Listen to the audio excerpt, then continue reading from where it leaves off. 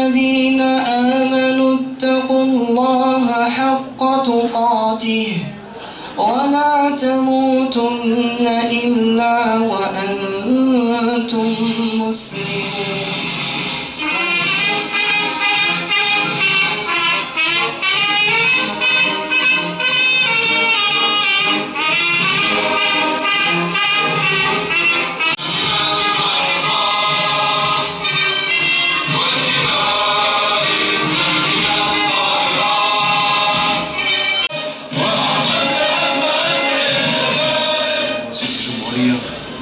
السيدة ممثلة رئيس المرصد الوطني للمجتمع المدني،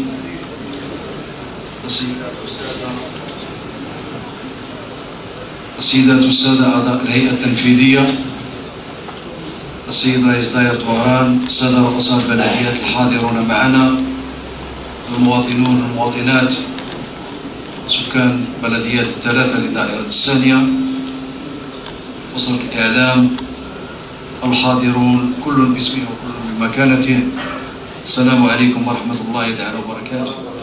السلام عليكم. وعندي انشغالات زوج على مستوى سيدي معروف. أنا مسكن في سيدي معروف. أنا المشكل الكبير مع وسط اللي رانا نتخبطوا فيه حنا سيدي معروف. لا سيدي معروف دو سو لوجمون الطريق 46 الولائي. على مستوى الزاوية القايدية طريق بونيف.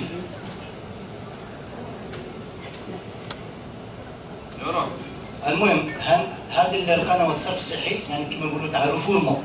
في اطار سلسله الخرجه الميدانيه للسيد ولي الولايه ولي ولايه وهران على مستوى بلديه الدائره، حل اليوم على مستوى دائره السنيه وين فقد بعض المشاريع التنمويه وكذلك بعض المرافق اللي اعطى من خلالها بعض التعليمات واتخذ بعض القرارات في الميدان وتدخل في إطار تحسين الإطار المعيشي للمواطن، لا سيما في قطاع التربية، المدارس الابتدائية، التدفئة، الغاز، وكذلك الشباب، قطاع الشباب والرياضة وين كاين نتائج ملموسة.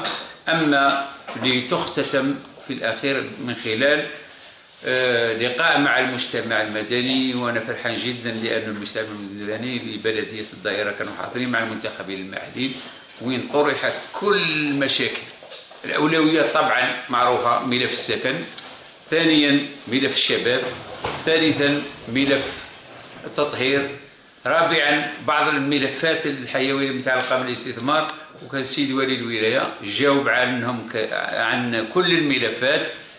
ومن هذا المنبر أهيب بالمجتمع المدني بكل أطيافه على مستوى دائرة السنية أي بلديتها الثلاث أن يرافقونا في مسارنا التنموي إن شاء الله على مستوى البلديات.